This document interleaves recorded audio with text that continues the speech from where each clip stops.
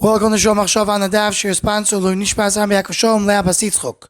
We're holding in Sanhedrin Daf Tezvav. The Gemara in this Daf, end of Amud Aleph, learns the drushes that you have to kill a shor, you have to kill an ox, the same way you kill the owner. And the pasuk teaches you that we treat the shor like the owner. The Gemara goes on to explain how do we know that's the pshat in the pasuk.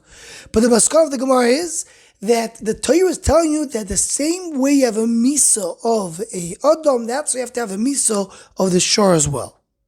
And the Achronim, Rishon Rozovsky, brings the Simon base, learns with pashtas from this sugya that any halachas that have to do with din nefashos of a human being, we apply the same thing to our shor.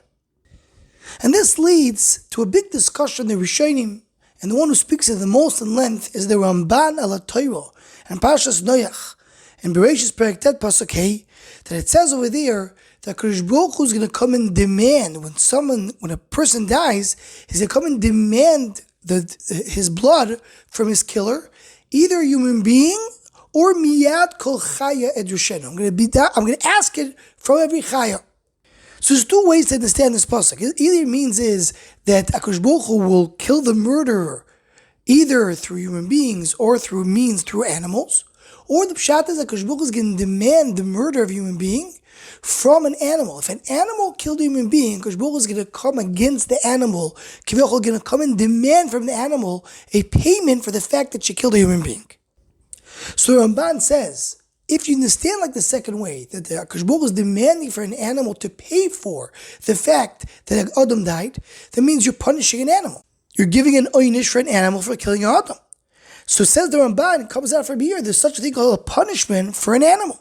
And the Ramban says, what's shat? Can you punish an animal? He says, yeah, maybe it's Xeris Melech. Any time a person dies, the animal will get a miso. Even though an animal, a pasha, doesn't have a concept of a punishment. And he brings a raya because the shita in the Gemara, even shor hamidbar, means a shor which is hefker, has no owner, he also has to die. Why do you have to kill the shor has no owner? There's no owner responsible.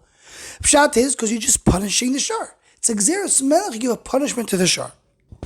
And the Ramban adds later another explanation to it, that this din in the Torah, that a behemoth cannot kill a adam, this is what gives the nature of the animal not to be afraid of human beings. Where is the Torah put in the teva that an animal should be afraid of humans? Is this pasuk. The pasuk says an animal who kills Adam will be killed. So immediately the animal has in her nature not to kill Adam. That's why the Ramban goes in a little different way to say this. But as many point out, there is a few mikoyers to the fact that there is such a concept of schar ve'oinish by an animal. Just a few examples. One is the famous Yalkut Shimoini in Shmois Remes Kupei Zayin that says, why do we throw to a dog the B'sar Nevela? Because the dog did not bark when Am Yisrael left Mitzrayim, so therefore they get the meat.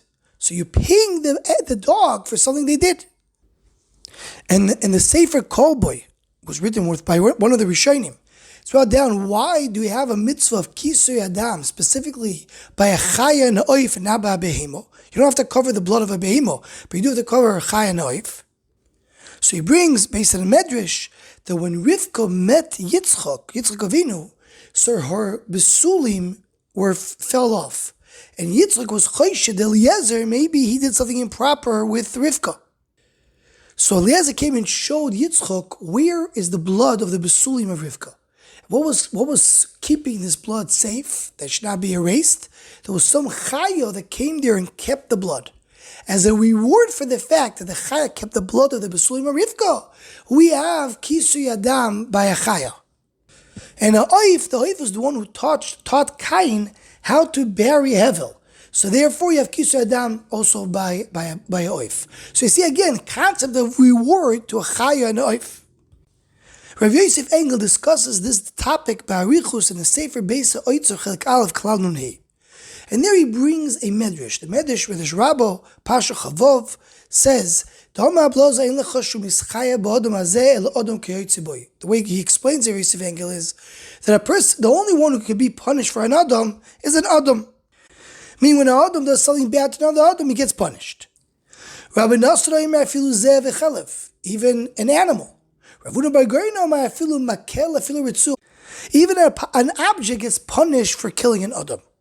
So it says in the angle, you see here three different opinions of what level of punishment do you have. It's only human beings, maybe also animals, or maybe even still objects. So what's pshat in it? It says in the angle that in Tzavar, Pinchas Mikorit is brought down that everything in the world has a chiyus. Even the doimim has a sheirish kedusha that gives it a chiyus, gives it a livelihood. And then nitzoitz of kedusha is the thing that gets punished for touching somebody else. The misa that you have by animals or even by objects is taking away the nitzoitz kedusha that gives chiyus to this specific item. That's what Yosef Engel brings. Where Reuven Margolier sends us to the Tikkun Zohar Tikkunayin, that there comes out from the Zohar that there are Gilgulei neshamas, or neshamas that come into animals and come into objects. And these neshamas get a tikkun when they get punished. When the animal gets punished, that's the tikkun of the neshama, which is megulgul into this animal or into the item. And the Shem Shmuel brings this in Vayikra year Tafresh Ayin Aleph.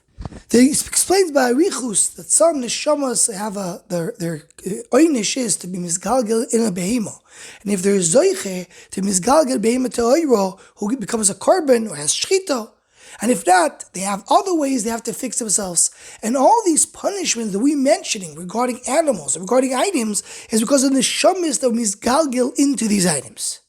And this is what Shem Shmuel concludes. He says, "Ubezei yuvan inyan shoy haniskol." Why are you punishing an animal? So